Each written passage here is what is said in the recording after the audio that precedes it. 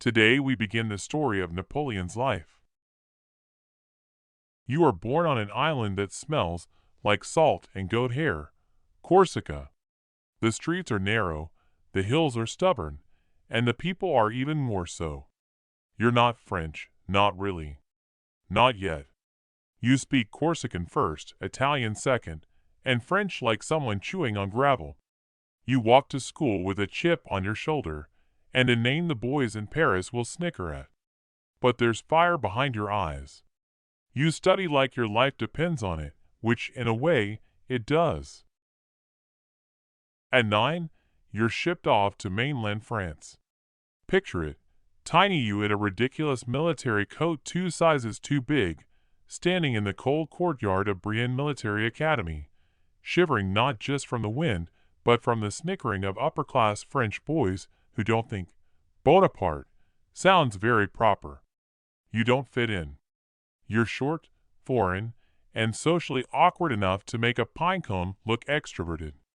But you read, oh do you read, history, strategy, philosophy.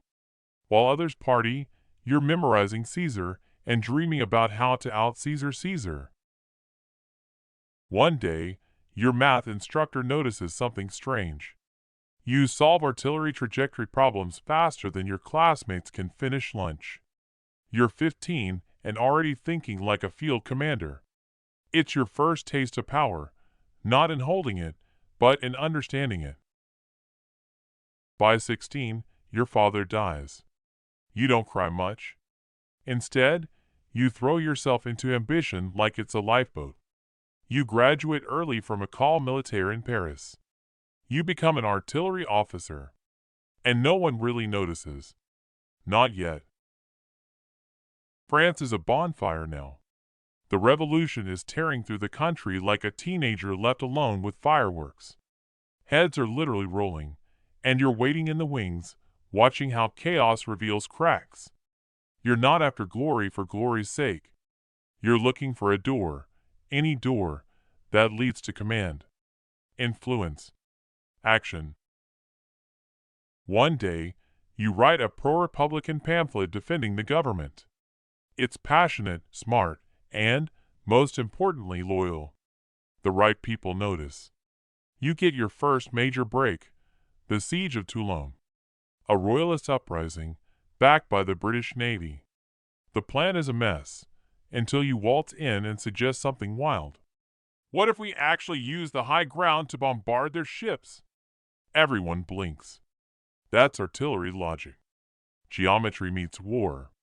You get your way. You fire. You win. And like that, boom, promotion. General at 24. That's not a typo.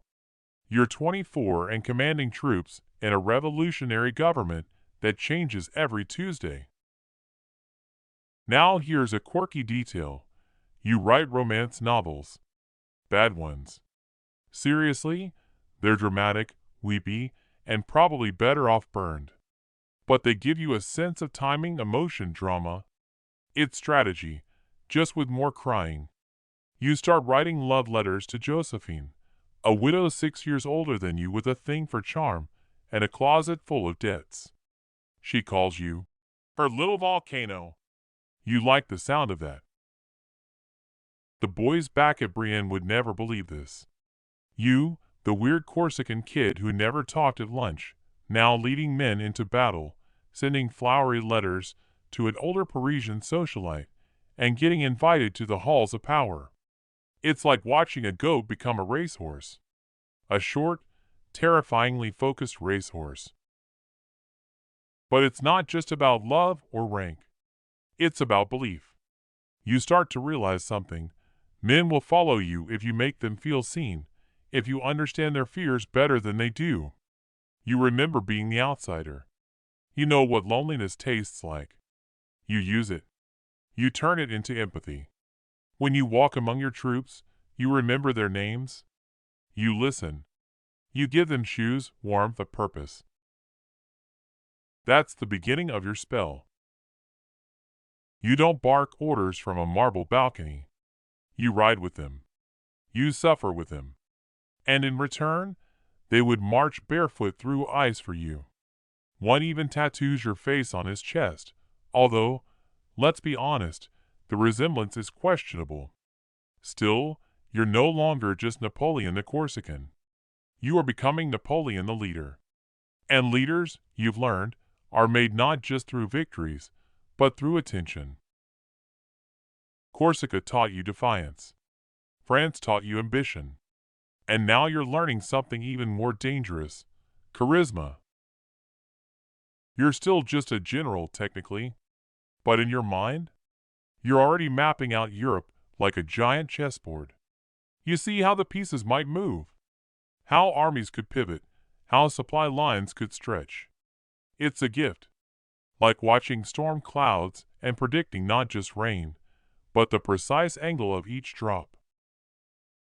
You're also aware that people underestimate you because of your size, your accent, your age. And that's perfect. Let them think you're just another young officer with too many medals. You'll show them. Quietly, methodically, and, when the time comes, brilliantly. And so, in the background of a France trembling from internal panic and external war, you sit at your tiny wooden desk, plotting. You sharpen your strategy like a blade. You send letters. You flirt a little. You wait. Because opportunity, like artillery, requires the right angle and the right timing. One day, a whisper reaches you. There's trouble in Italy. You smile. That'll do. Italy. The word sounds like music, doesn't it? You pack your maps, your boots, and your sense of timing. The year is 1796. You're 26, newly married to Josephine, and still haven't had a proper honeymoon, unless you count leading an underfed, unpaid, barely shoot army into the mountains of northern Italy as romantic. You arrive, and what do you find? Chaos. Your officers look like they've just rolled out of a tavern. The men, gaunt and grumbling, eye you like you're the latest reason for their bad luck. France gave them scraps. You give them speeches. You climb onto a rock. Literally. You stand tall, well, relatively, and say something like, "Soldiers, you are hungry and naked. The Republic owes you much, but can give you nothing. I will lead you to the most fertile plains in the world. Rich provinces. Honor. Glory." Pause for effect. Silence. Then a shout. Another. Then the cheer rolls through the ranks like thunder. Suddenly, they're not just men with rifles. They're yours. Now let's talk about your opponent. The Austrians. Big, organized, confident. They outnumber you, they have more cannons, and they probably slept better last night. You should lose. But you don't. Because here's your secret weapon: movement. You don't wait for battles to come to you. You split your forces, dart between valleys, confuse commanders. You punch holes through enemy lines like a caffeinated ghost. You slam into them at Montanat, then Malesimo, then Lodi. At Lodi, you charge across a narrow bridge under cannon fire. Not from a tent, not from behind, but on horseback, with smoke in your lungs and bullets snapping like angry hornets past your ears. It's chaos. Men scream. Water boils from hot shrapnel. And somehow, you're laughing. Later, your officers will swear that's the moment they started following you, not out of duty, but out of devotion. Quirky detail: your troops start stealing enemy uniforms. Not for disguise, just because the Austrian jackets are warmer. You let it slide. A toasty soldier is a loyal one. Soon, towns surrender when they hear your name. Bologna, Verona, Milan. You don't just beat armies. You walk into cities like a rock star in muddy boots. Local leaders meet you with fruit baskets. Artists sketch your profile. Women write letters. Always the letters. But victory doesn't seduce you. Not fully. What excites you isn't conquest, it's strategy. You realize each battlefield is a conversation. A test of who can think faster, who can see deeper. You meet one Austrian general who insists on old rules, formal marches, thick columns, honor before surprise. He reminds you of a man wearing powdered wigs to a street fight. You outmaneuver him in days. He retreats shocked, while you write to Paris, "Italy is ours." Now, remember that tiny Corsican boy who felt too foreign, too awkward, too forgettable? He's gone. In his place stands a commander who now inspires poems. Not always good ones, but still. You send funds back to the Republic. You demand supplies for your men. You enforce discipline, but never arrogance. A private who loses his boots? You find him a new pair. An officer who slaps a civilian? You demote him. You're building not just a reputation, but a myth. The soldiers give you a nickname, the Little Corporal, not because of your rank, but because you walk among them like one of their own. You eat their food. You sleep in a tent. Once, you personally inspect a latrine and suggest a better drainage system. A joke goes around. He may conquer Europe, but he still cares about our poop holes. You begin to play politics. Subtly, you rewrite Italian borders. Set up republics that report to you. Not France, you. You start appointing leaders. Drafting constitutions. You're 27 and drawing maps with new nations like it's a game of Risk. Paris starts to sweat. You're too popular, too successful, too unpredictable. They send you letters layered with praise and paranoia. "Bravo," they say, and then whisper, "Maybe we should bring him home before he crowns himself Emperor of Italy." But you're not interested in thrones. Not yet. You want to finish the job.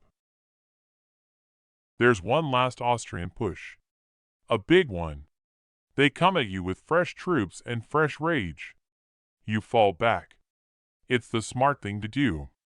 You retreat toward the mountains, through narrow passes, over muddy rivers. The enemy thinks you're broken, that you've finally cracked. Then you do what you always do, flip the board. You turn and strike at Rivoli. Dawn breaks over frost-covered fields. The Austrians think they've trapped you, like a rabbit cornered by hounds. But you've seen this dance before. You send false signals, fake retreats, sudden flanks. You hit them where they aren't. And where they are, you make them wish they weren't. The battle ends with torn flags, shattered formations, and Austrians running for the hills. Rivoli isn't just a victory, it's a message. You're not lucky. You're not reckless. You're brilliant. As the smoke clears, your troops gather around you. Some chant your name. Others just smile, exhausted. One young soldier hands you a torn Austrian banner like it's a bouquet. You take it, raise it high, and say nothing. Because really, what more needs to be said? You're back in Paris. Well, technically, you return to Paris, but you don't just walk into the city. You arrive.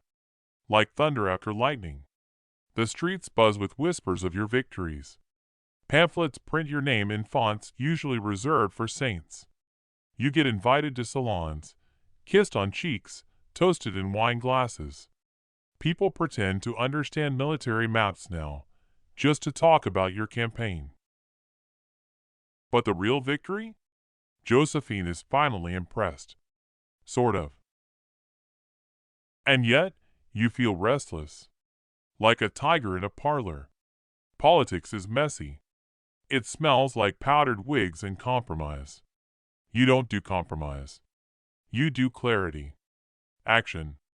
Motion. So when they suggest a new expedition, your ears perk up. The target? Egypt.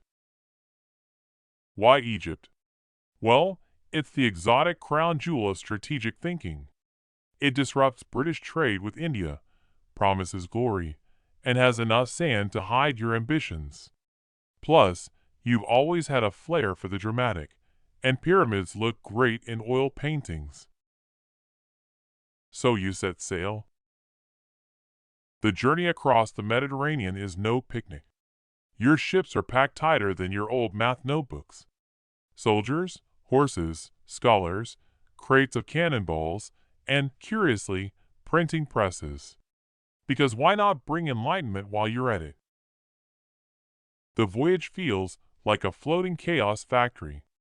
One soldier loses a tooth biting into hard bread and insists it's a divine omen. You tell him the only divine thing on this boat is victory. He shrugs and asks for soup. When you land in Alexandria, it's July 1st, 1798. The heat punches you in the face. The sun doesn't shine here, it interrogates you. Your troops grumble. They expected silks and palm trees. Instead, they get dust, dysentery, and camels with an attitude problem. But then, Cairo. The march there is brutal. Sand in your boots, bugs in your soup, mirages that look like Josephine waving a fan. Still you push forward. At the Battle of the Pyramids, you give one of your classic pre-fight speeches, short, dramatic, possibly exaggerated. Something about 40 centuries looking down on them. The Mamluk cavalry charges. You form squares. Not just pretty boxes, defensive fortresses of human will. The Mamluks crash into your formations like waves against steel. They fall, regroup, charge again. And again, your men hold. Victory. Glorious, sunburned, dehydrated victory. But just as you start planning a river cruise to celebrate, the British show up. Specifically, Admiral Nelson, with cannons. At Aboukir Bay, he obliterates your fleet like a child popping bubble wrap. You're stranded. On the wrong continent.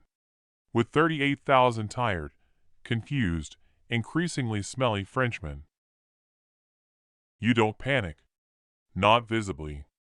Instead, you do what you always do, pivot.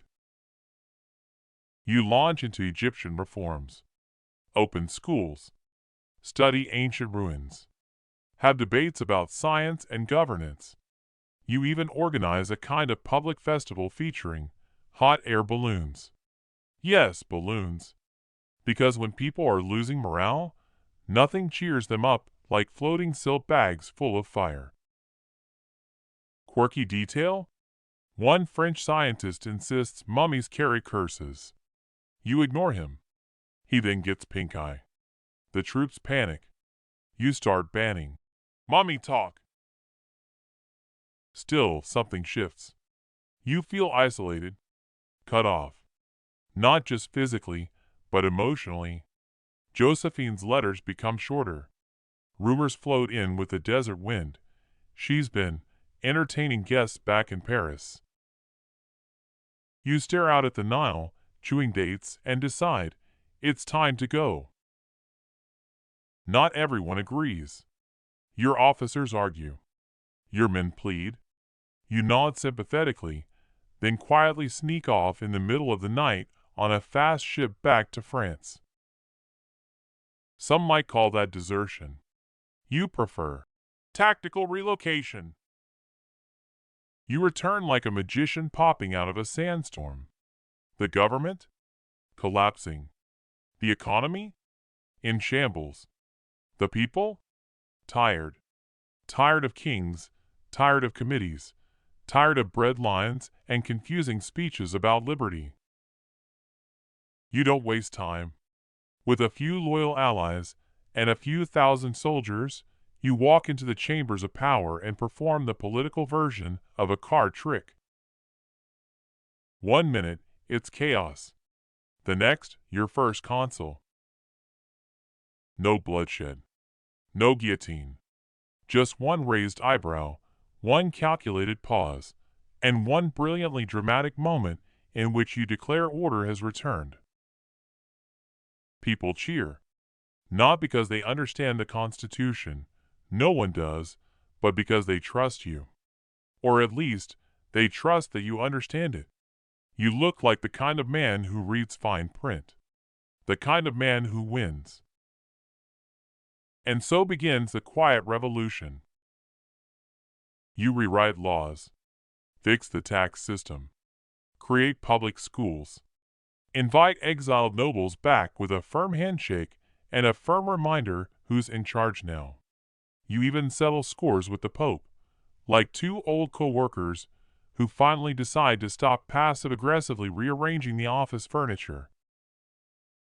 But you're not done. Your gaze shifts back to Europe. You hear Austria is getting frisky again. Bad move. You call the army. Strap on your boots. And, in classic Napoleon style, you plan something both brilliant and crazy. You'll cross the Alps. With an entire army. On mules. Spoiler alert, mules hate snow. Still you make it. The paintings will later show you heroically posed on a rearing stallion. In reality, you're on a stubby donkey that keeps stopping to eat moss. But hey, artistic license. And there it is, the battlefield at Marengo. The Austrians outnumber you. Again. You're almost defeated. Again. But then you pull off your signature move. Reinforcements arrive just in time. You counterattack. They crumble. Victory. Again. You're no longer just a general. You're a myth with really great timing. And as the sun sets behind a smoking plain and your soldiers cheer your name once more, you realize something. Maybe you're not chasing glory anymore. Maybe glory is chasing you. You don't even blink when they offer you the title, Consul for Life. It's almost cute, like someone handing you a toy crown made of gold foil. You nod, accept it with your usual half smile, and immediately begin planning for something more permanent. You start wearing more tailored coats. Your portraits become a little taller than you are. Statues start cropping up with your nose slightly straighter than in real life. The myth machine is humming, and you feed it with carefully curated victories, moral codes, and enough symbolism to make an art historian cry. But there's one thing that hasn't changed. Europe still wants to fight you. Austria again. Russia. Britain never left the party. It's like they all forgot the last time you trounced them. Or maybe they just really enjoy collecting defeat. Either way, it's time to return the favor. You set your eyes on a lesser-known corner of the map, Ulm. A place no one writes poems about. But strategically? Chef's kiss. Here's the deal. The Austrians, led by General Mack, yes, that's his real name, sounds like a guy who sells questionable boots, are camped there, thinking they've got the jump on you. They don't. You're already in motion. What follows is one of your finest moments, though almost no one talks about it. You move like smoke. Multiple corps of your army sweep across Germany in separate paths, converging at Ulm like synchronized swimmers in a ballet of bayonets. They don't even know you're coming. Not really. Mack's scouts fail him. His maps lie. His coffee's probably cold. While he's staring east, you're already to his west, north, and possibly hiding under his breakfast table. By October 1805, you've surrounded him completely.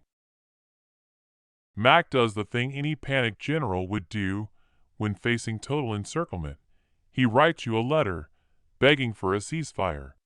You write back politely, suggesting he surrender. He does. You capture over 25,000 Austrian troops, without firing a single major battle. It's not flashy. There are no dramatic cavalry charges.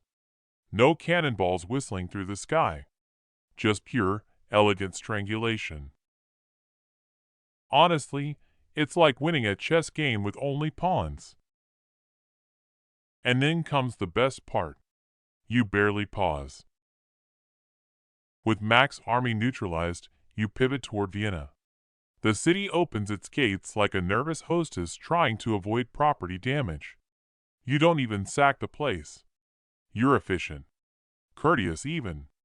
You take their bridges, their pride, and their supply depots, and move on. But the real jewel is still ahead. The Allied army of Austrians and Russians gathering near Austerlitz. Now this is what legends are made of. It's December 1805. The fields are frosted, the sun sluggish. Your men are tired, cold, hungry. Perfect. You do your usual trick, appear weaker than you are. You let the Allies take the high ground. You pretend to retreat from your right flank. You whisper to your marshals, not because it's necessary, but because it looks mysterious. And then, just after dawn on December 2nd, the sun of Austerlitz rises through the mist like it's been stage-lit just for you. The Allies, confident, descend from the heights, stretching their lines. You let them. Then you strike. Your hidden troops slam into the center, splitting their forces like scissors through wet parchment. Your right flank recovers. Your left surges. Chaos blooms across the icy fields. In 6 hours, it's over. It's not just a win, it's a masterpiece. You've defeated a superior force, crushed two empires' hopes in one icy morning, and barely broken a sweat. Oh, and you've earned a new title. Back in Paris, the Senate suggests something appropriately imperial. Emperor. You hesitate, briefly, for drama. Then you accept. The coronation is extravagant. Gold, silk, incense. You ride into Notre Dame Cathedral under arches of triumph. The Pope himself is there, but just to watch. You take the crown from his hands and place it on your own head. Because of course you do. Who better to crown you than yourself? That's when things start getting surreal. You're no longer just Napoleon. You're Napoleon. One name. One symbol. Like Cher, but with artillery. You create a court, a nobility, a code. You even design an empire-wide legal system, Napoleonic Code. Sounds dry, right? But it's a triumph of logic and structure. You basically invent modern civil law while wearing a cape. Meanwhile, your portraits multiply. You're crossing Alps again, this time in oil. You're standing like a Roman emperor with bees embroidered on your robe. There's probably a cologne brand named after you already. But Europe still isn't done poking the bear. They form coalitions like overzealous book clubs. Britain funds every enemy you have. Spain starts getting wobbly. Prussia stares from across the fence. And so, the cycle continues. You move your pieces, secure alliances, launch campaigns. But deep down, Ulm was special. It wasn't loud. It wasn't romantic. But it was you, at your most brilliant. A general who didn't just fight battles, he avoided them entirely and still won. And now, As you sip a slightly oversweetened Parisian coffee in your new palace, you think about how easy it was to turn max confidence into surrender. If only everything in life were that simple. Maybe someday, they'll remember that victory. Maybe not, but you'll always remember how it felt. Quiet, clean, elegant, like a sword sliding back into its sheath. You'd think after Austerlitz, after breaking the back of two empires before lunch, people would stop challenging you. But no. Europe has the memory of a goldfish in a thunderstorm.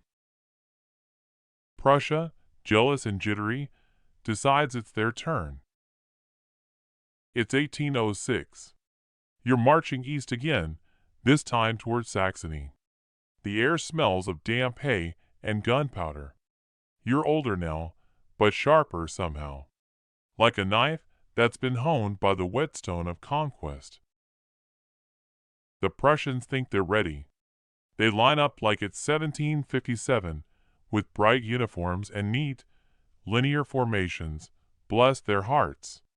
You, of course, are already playing three-dimensional chess on a battlefield that hasn't even been mapped.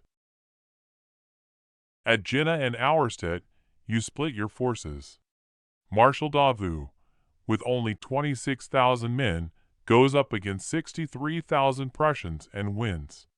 Just wins. Meanwhile, you're dismantling the other half of their army like a child casually kicking over sandcastles. Berlin falls soon after. You stroll into the city like a man coming home from errands. The locals stare at you in stiff silence, unsure whether to fear you or ask for an autograph. You issue decrees, reform systems, seize symbols. One day you walk into Frederick the Great's palace and put on his old sword, because why not? The old world is crumbling, and you're building a new one, brick by imperial brick. But there's still Russia. Always Russia. Winter looms like an unpaid debt. You meet the Russian army at Ilo in early 1807. It's grim. It's muddy. It's messy.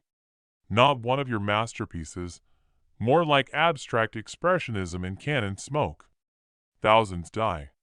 The snow soaks in blood until it looks like someone spilled wine at a dinner party for giants. And yet, even in that chaos, they don't break you. You regroup, recalibrate, and strike again at Friedland in June. This one's different. You set the trap, and they walk right into it, like moths mistaking fire for moonlight. Their backs are to the river. Your men press forward in wave after wave. Cannons boom like celestial drums. It's as if the earth itself decides to fight with you. By nightfall, the Russian army is shattered. Now comes something strange, peace. At Tilsit, on a raft in the middle of the Niemen River, you meet with Tsar Alexander I. The two of you talk like old friends, even though you've been actively trying to kill each other. You charm him, of course. He probably leaves that raft wondering why he ever doubted you. It's almost romantic, if romantic means drawing new lines across Europe with a feather pen and a grin. But beneath the surface, tension simmers. Not just with your enemies, with your allies, your marshals, even yourself. Because something's shifting, subtle at first. You start giving more speeches. The portraits get larger. Your generals whisper behind their gloves when you overreach, just a little. And then there's Spain. Ah, Spain. You think you're helping. You install your brother Joseph as king, imagining a grateful nation full of parades and warm dinners. Instead, you get a full-blown guerrilla war. Not glamorous. Not elegant. Just grit and blood and peasants who hate your face. The Peninsular War begins, and suddenly you're fighting shadows in the mountains. It drags on, saps your men, drains your gold, infuriates you. Meanwhile, Britain keeps sending troops, led by that annoyingly competent guy named Wellington. He's like a splinter you can't reach. Polite, stubborn, British. And yet, you still manage brilliance. You rewrite law, modernize kingdoms, control almost all of continental Europe with the flick of a dispatch. The Napoleonic Code spreads. Streets are named after you. Children are born with Napoleon as a middle name. Some people even name their dogs after you. You're not just a general now. You're an institution. But you're also restless. There's one last piece you want. Not land. Not gold. A dynasty. Josephine, your beloved, complicated Josephine, can't give you an heir. You hesitate. Stall. Then finally, with deep regret and a heavy crown, you divorce her. You marry Marie-Louise of Austria, a teenage archduchess with political significance and, thankfully, fertility. Within a year, you have a son. The King of Rome. Your legacy, at last, in swaddling clothes. You look at the boy's face, see something of yourself, and feel hope. Maybe this empire won't end with you. Maybe you've outsmarted even death. And yet, somewhere, beneath the triumphs and treaties and tailor-made uniforms, a small, creeping dread whispers, "You've been here before." Just like Mac. Just like the Prussians. Surrounded by victories, and still not safe. But for now, you silence it. You walk the gilded halls. You hold your son. You've reshaped a continent, redefined leadership, and broken every rule they said was unbreakable. They used to laugh at the little Corsican. Now they bow. And Europe, bruised, confused, exhausted, doesn't know whether to love you or fear you. Maybe both. You certainly don't mind. You wake up one morning, and suddenly it feels like the wind has changed. You still wear the same uniform, navy blue, white breeches, gold accents polished to a mirror, but something's different. It's not the buttons. It's not the medals. It's Europe. She's no longer applauding. You've fought war after war, and now the embers are glowing again, only this time you're the one who smells of smoke. Russia. That frozen giant. You thought you tamed her at Tilsit. You thought Alexander the First was your friend. But friendship among emperors is like keeping crocodiles in a bathtub. It's charming until someone loses a limb. So you plan. Oh, how you plan. In 1812, you launched the Grand Army. Over 600,000 men, yes, 600,000, march east with you. It's the largest army Europe has ever seen. A moving city of sabers, wheels, and polished dreams. Imagine the sound: boots slapping dirt, horses snorting, cannons rattling like iron thunder. You think it'll be fast. One quick strike, maybe a battle or two, and then you'll be in Moscow drinking warm brandy and making treaties by candlelight. Instead, Russia retreats. Step by step, they pull you inward. Every village abandoned. Every river poisoned. Every field scorched. It's like chasing a ghost through a forest that eats your friends. You finally meet them at Borodino. It's brutal. Not strategic brilliance, just hammer versus hammer. Nearly 70,000 casualties in a single day. You take the field, but the victory feels hollow. Like winning a fight, but losing a tooth. Still you enter Moscow. And it's on fire. The Russians burn it before you can claim it. The air is thick with ash and betrayal. You sit in the Kremlin, surrounded by silence, waiting for a surrender that never comes. The walls feel like they're watching you. Then winter arrives, like an uninvited mother-in-law with a grudge. Your men freeze. Literally. Horses die standing. Soldiers stuff pages of newspapers into their boots. Frostbite becomes more dangerous than bullets. Cannon seize up like they're offended by the cold. You decide to retreat. But Russia doesn't let go. Cossacks swarm your flanks like wolves testing a bleeding deer. Every step west costs 100 lives. Starvation. Frost. Madness. Some men eat their belts. Others just sit down in the snow and let it all end.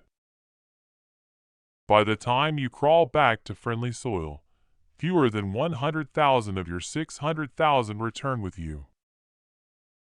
The Grande Army is no more. The image of you crossing the Berezina River on broken planks, surrounded by the groans of drowning soldiers, it sticks in people's minds. Even your hat looks tired. Back in Paris, you try to pretend. You gather a new army, young boys and old men, scraped from every corner of the empire. You call it resilience. Others call it desperation. Europe sees blood in the water. Prussia, Austria, Britain, Russia, they all band together again. The Sixth Coalition. You've fought them all before, but never all at once. They close in. In 1813, at Leipzig, the Battle of the Nations, it all collapses. It's not just a defeat. It's a symphony of disaster. A chorus of retreat and cannon fire. Bridges blow up too early. Allies abandon you mid-fight. Saxons turn on you in the middle of the battle. Yes, your own allies start shooting at your back. You ride away from Leipzig with less than a crown and more than a headache. Paris panics. They've seen you as a god for so long, they forgot you were human. Now, stripped of momentum, you look like a man in need of sleep. In April 1814, they force you to abdicate. You don't cry. You don't beg. You just look down at the paper, sign your name, and walk away. You're sent to Elba. Yes, Elba. A little island off the coast of Italy. And here's the quirky part, your exile includes a staff, a palace, a personal guard. You even get to govern the place. They call you the Emperor of Elba, like it's a very exclusive retirement home for megalomaniacs. You plant gardens, reorganize the postal system, host dinners, smile politely, but deep down you're boiling. You read the newspapers smuggled in. You see France fumbling under the Bourbons again. You hear the whispers, Napoleon was better. Your old soldiers still toast your name with cheap brandy and broken pride. So you plan again. And this time, the world blinks. In 1815, after less than a year, you escape Elba. On a tiny ship with a handful of men. You land in the south of France and begin marching north. People expect you to be arrested, maybe even shot. Instead, something magical happens. Your old troops find you, and instead of capturing you, they join you. One regiment meets you in the Alps. They draw their muskets. You walk toward them, open your coat, and shout, "If you want to shoot your emperor, here I am." They cheer. Your army grows with every step. The Bourbon king flees. You are emperor again. The 100 days begin. Europe gasps. You've risen from the grave. But so have they. Britain and Prussia move fast. Very fast. You don't have time to rebuild. You have time for one final gamble. And you choose a place called Waterloo. You stand on the ridge of Mont Saint Jean, the morning mist clinging to the grass like a nervous audience. The air smells like damp wool and powder. Rain fell the night before, turning fields into pudding. Not ideal. Your artillery hates mud. It's June 18th, 1815. Waterloo. Your last bet on a table that's already being cleared. You look out over your army, around 70,000 men. Veterans, conscripts, cavalry that still ride with pride. They're not the same grand army of Austerlitz, but their eyes still flicker when they see you. That's something. Across the way, the Duke of Wellington and his Anglo-Allied army. Behind them, the Prussians are hurrying toward the battlefield like someone yelled, "Free sausage!" Time is your real enemy. You need to beat Wellington fast, before Blücher's Prussians arrive and crush your flank like a walnut in a vise. So you do what you do best. You improvise with precision. You begin with a feint on Hougoumont, a walled farm compound on the British right. It's supposed to be a distraction, but like most distractions, it starts small and ends in a firestorm of bodies and flames. The British won't let it go. Neither will your men. It becomes a meat grinder. Still, the center is your main stage. You order a massive artillery barrage. The ground shakes. Smoke rolls across the field like a curtain on a bad play. But Wellington's men are dug in. And remember the mud? Yeah, it swallows cannonballs like a toddler with marshmallows. Barely any bounce, no real punch. You order D'Erlin's corps to attack the British left center. Columns march forward, bayonets gleaming. The drums beat out a heartbeat rhythm. Then, out of nowhere, heavy British cavalry crashes into their side, like a bar brawl in full-plate armor. Chaos. Men scream. Horses tumble. Drummers vanish. You watch it unravel jaw tight, fingers drumming on your telescope like it owes you rent. You hold your reserve, the Imperial Guard, for the right moment. Always the right moment. In the afternoon, Marshal Ney, bless his overcooked zeal, decides that now is a great time for a massive cavalry charge. Several, in fact. Against an unbroken line. With no infantry support. You facepalm. Or at least the Napoleonic equivalent. The field is now a parade of pointless valor. Your cavalry ride in waves, glorious and doomed, smashing against British squares that hold like stubborn chess pieces. And still, no Prussians. Not yet. Hope flickers. Then, late in the day, a gap. You prepare your final hand, the middle guard, part of your sacred Imperial Guard.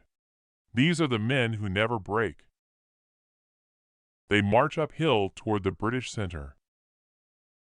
If they break the line, you win. But the British hold. Wellington, poker face behind his lines, waits until just the right moment.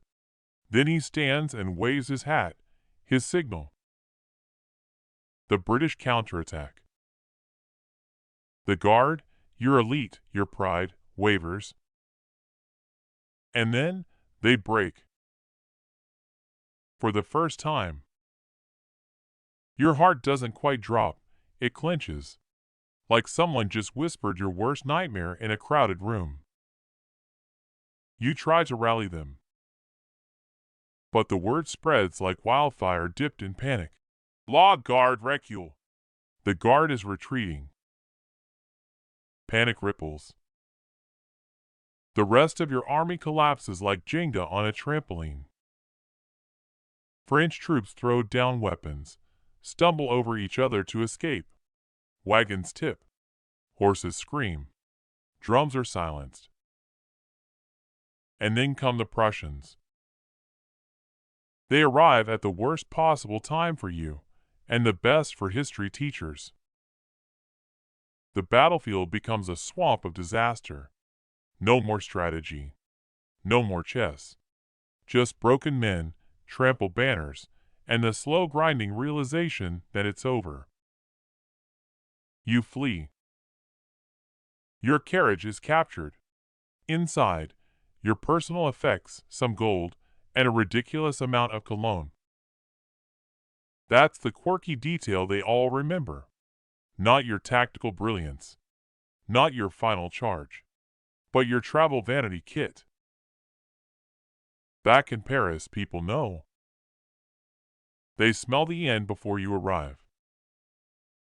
For a few days, you try to hold on. Try to rally support. But France is tired. Bled dry by years of war and taxes and glory. They want peace. Even if it's dressed in a Bourbon crown. You abdicate again. This time for good. You try to sail to America. But the British catch you. They don't risk another Elba. They send you to St. Helena, a rock in the middle of the South Atlantic. No escape, no throne, no garden, just damp wind and memories. There's no staff, no golden guard, just a handful of loyal followers and miles of ocean. You pace the rooms of Longwood House like a ghost wearing boots. You write. You argue. You remember. You replay Waterloo 1,000 times in your head, changing each decision, each minute. But the ending is always the same. And yet, the men who followed you, they still whisper your name like a prayer. Even in defeat, you inspire loyalty. Because they didn't follow you for safety. They followed you for greatness. For the fire in your eyes when you spoke of glory. For the feeling that even in a muddy field, soaked and starving, they stood with something, someone, bigger than fear. You made them believe. Even when the guard broke, even when the drums fell silent, that belief didn't. That's your real victory. Not a battle, but a bond. So now you're on St. Helena, an island that feels less like exile and more like a cosmic timeout. Picture the world's grumpiest Airbnb, perpetual fog, a ceiling that leaks existential dread, and staff who think, "Your Imperial Highness," is just a joke for Tuesdays. Your world shrinks to one rocky hilltop and a few creaky rooms at Longwood House. You pace. You write. You eat questionable British food, and your liver files complaints in triplicate. But here's the thing, even here, even now, you hold court. The guards and orderlies? They fall into orbit. They listen. They ask questions. They bring you books. Some even get emotional when you talk about Italy, Egypt, Austerlitz. You're like a living comet. Your tail might be gone, but the glow still mesmerizes. You dictate your memoirs to your loyal followers. Lost cases, Montholin, Bertrand. You craft your story like a sculptor chiseling from memory. You spin victories into legend and defeats into misunderstood masterpieces. You downplay the disasters and spotlight the genius. Some days, your version of reality sounds like it comes with theme music and slow-motion cannonballs. Still, you're not lying. You just cure it. Your goal? Immortality. You can't leave the island, so you make sure your story does. The British governor, Hudson Lowe, makes things harder than necessary. He's basically a humorless spreadsheet with sideburns. Every request you make becomes a multi-day diplomatic event. Want more firewood? Better file Form 27B with 3 signatures and a footnote. Your health declines, slowly, and then suddenly. Stomach pain. Fatigue. That heavy, greasy fatigue that sinks into your bones and stays. You try to walk the garden. You talk to the trees. You reminisce with your staff about Paris, Josephine, the battle standards, the music, the horses, the drums. Remember the crocodile poop sunscreen? Okay, maybe not, but even that kind of weird feels far away now. You're 51 years old. The world still spins without you, but not with the same rhythm. You read newspapers that arrive weeks late and learn how France tiptoes on without its emperor. Louis XVIII wears the crown like it's rented. Europe plays nice, while sharpening knives behind velvet curtains. And your name? It doesn't fade. In fact, it starts to glow. People whisper of the emperor in exile like he's a saint, a myth, a dragon in slumber. Poems are written, paintings circulated, songs hummed in back alleys. And it's not just in France. All over Europe, even in places you once conquered, people remember. Because you made history feel personal. You gave people a reason to lift their eyes. You taught them that boldness could defy empires, that audacity was a strategy, that greatness didn't ask permission. On May 5, 1821, after weeks of pain, you ask for your boots. You want to die as a soldier. That's the detail historians record, along with the cologne, the snuff box, the green uniform of the chasseurs à cheval. And then you're gone. They bury you under a willow tree on St. Helena. But the world doesn't let you stay buried. 2 decades later, your remains are exhumed and returned to Paris. The French bring you home like a triumphant king, not a defeated prisoner. Crowds line the Seine. Bells ring. Cannons roar. They lay you to rest at Les Invalides, a tomb fit for a god, carved in stone and shadow, surrounded by victories etched in marble. And the funny part? It worked. Your strategy, your last and strangest, succeeded. You turned defeat into myth. You lost your empire, but gained eternity. Even today, your name sparks fire. It polarizes, inspires, confuses. You're taught in military academies, studied by CEOs, quoted by teenagers on Reddit who have no idea where Corsica is. You didn't just inspire men to face death. You inspired them to live beyond themselves, to fight for something absurdly ambitious, to think that maybe, just maybe, one soul could bend the course of history through sheer will and a very stylish hat. And that is your most brilliant victory, the one they don't talk about. The one that doesn't come with maps and formations, but with memory and awe. It's not Austerlitz. It's not Marengo. It's not even Waterloo. It's here, on this lonely island, in your final hours, when even without a sword, you still command attention. You lead no armies. But the world still listens. It still follows. Because loyalty, that deep, defiant kind, isn't about winning.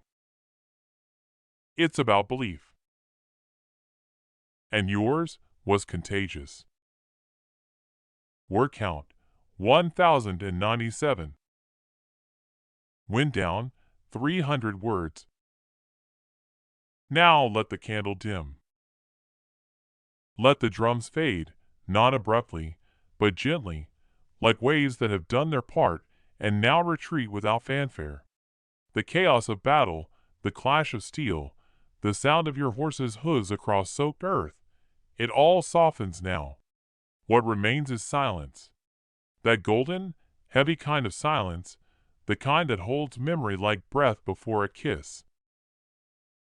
You sit in a garden that no longer blooms, with the sea in the distance and a wind that never stops reminding you you were once everything. The weight of a crown, the pressure of command, the trust of thousands who'd march into fire at your whisper, it all floats away like dust in a shaft of light. And still, they remember. Because you never asked for small loyalty. You demanded hearts, minds, lives.